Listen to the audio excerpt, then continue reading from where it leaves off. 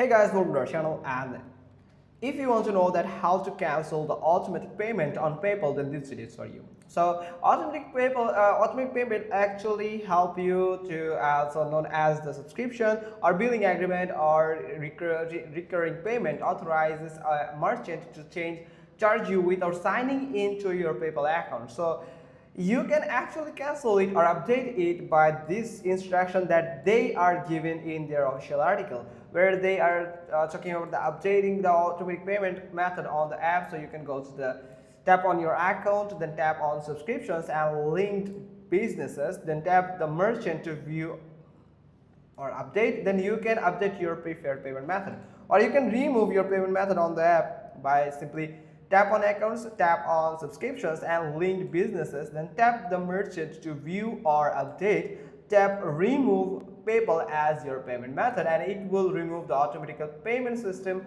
of PayPal from that merchant. So that's how you can just simply do it. Hope you found this video helpful. If so, then give us a thumbs up. Don't forget to subscribe our channel, and thanks for watching. Till next time.